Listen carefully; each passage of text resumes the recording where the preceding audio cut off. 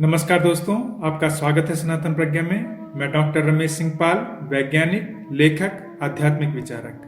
दोस्तों, हमारे मन के 3 स्तर होते हैं जिन्हें हम चेतन मन, अवचेतन मन तथा अचेतन मन कहते हैं। ये नाम कोई चेतना की मात्रा के हिसाब से नहीं दिए गए हैं, बल्कि ये नाम मन के प्रयोग के स्तर के हिसाब से दिए गए हैं। इनको साधारण भाषा में आप ऐसे समझ सकते हैं कि एक आदमी के पास जब वो घर से निकलता है तो जेब में थोड़े बहुत पैसे होते हैं जिसे वो कभी भी खर्च कर सकता है। लेकिन यदि उसे कोई बड़ी चीज खरीदनी हो तो उसे पैसे बैंक से निकालने पड़ेंगे। और यदि उस आदमी की संपूर्ण प्रॉपर्टी देखी जाए तो उसमें तीनों आ जाएंगे, जो उसकी जेब में है, जो उसके बैंक के खाते में है और उसके नाम पर जो जमीन, घर, जायदाद हो। उसी तरह का कुछ हमारा मन है। हम अपने मन का 5% से भी कम हिस्सा रोजमर्रा के कार्यों जैसे नौकरी, व्यवसाय वगैरह में प्रयोग करते हैं। ये हमारा चेतन मन है।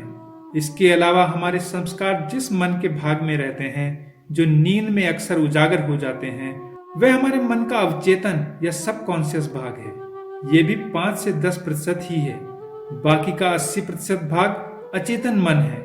इस अचेतन मन का हम प्रयोग करते ही नहीं। ये 80% भाग मन का अनछुआ हिस्सा है, जिसमें यदि चेतना का प्रकाश पड़ जाए तो हमारे जीवन में अलौकिक क्रांति घट सकती है।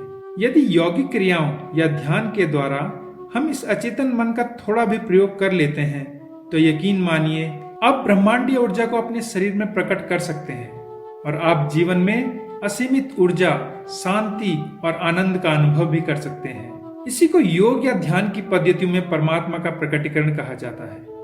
देखिए, मैं कोई योगी या ध्यान का बहुत बड़ा ज्ञाता नहीं हूँ, लेकिन कुछ मैंने सीखा और उसका प्रयोग करके देखा तो पाया कि कुछ बहुत ही आसान तरीके असाधारण कार्य कर जाते हैं। हमारे अचेतन मन को जागृत करने में एक बहुत ही आसान सा तरीका मैं आपको बताता हूँ। इस तरीके से आप आसानी से अपने अचेतन मन के भाग को जागृत कर सकते हैं। यदि आपको अध्यात्म से संबंधित किसी चीज को उपलब्ध करना है, जैसे ध्यान में उतरना है, मन को एकाग्र करना है या मन से भय को दूर करना है, तो इस विधि से इन सब को प्राप्त किया जा सकता है।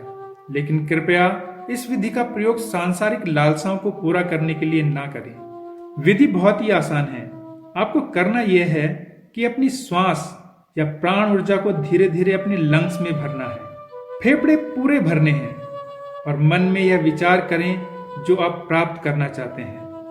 मान लिया मैं चाहता हूं कि मुझे ध्यान की स्थिति को प्राप्त करना है, तो मैं अपने मन में दोहराऊंगा कि मुझे ध्यान की स्थिति को प्राप्त करना है। यह एक विचार निरंतर मन में बना रहना चाहिए। जब आपके लंग्स पूरी तरह श्वास से भर जाएं, तो आप धीरे धीरे नासिका के द्वारा श्वास को बाहर छोड़ें, लेकिन विचार वही बना रहना चाहिए। श्वास छोड़ते जाएं। अब बिल्कुल अपने लंग्स को खाली कर दें। इसके बाद भी जो श्वास बची है उसको भी छोड़ें, लेकिन फिर भी विचार वही बना रहना चाहिए। एक ऐसी स्थिति पर पहुंच जाएं जहां आपका रोम रोम, शरीर की प्रत्येक कोशिका केवल श्वास ही चाहने लगे, लेकिन आपके मन में केवल विचार यही बना रहना चाहिए कि मुझे ध्यान की स्थिति को प्राप्त होना है। जब तक आप सहन कर सकें तब तक ऐसा करें। फिर अपने फेफड़ों में धीरे धीरे श्वास भरें। ऐसा प्रातः 5 बार करें तथा रात को सोने से पहले 5 बार करें। लेकिन यदि आपको हृदय की कोई बीमारी या श्वास की कोई तकलीफ है तो कृपया इस विधि को ना करें। इसे संकल्प की विधि कहा जाता है।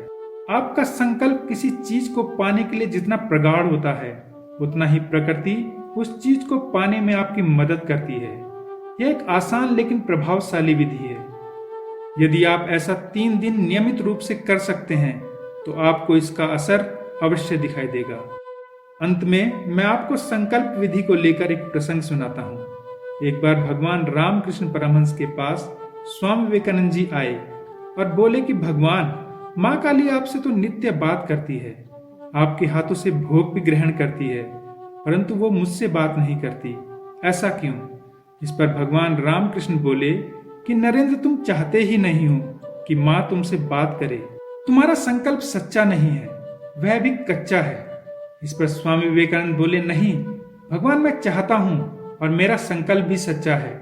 इस पर भगवान ने कहा कि चलो इस बारे में बाद में बात करेंगे।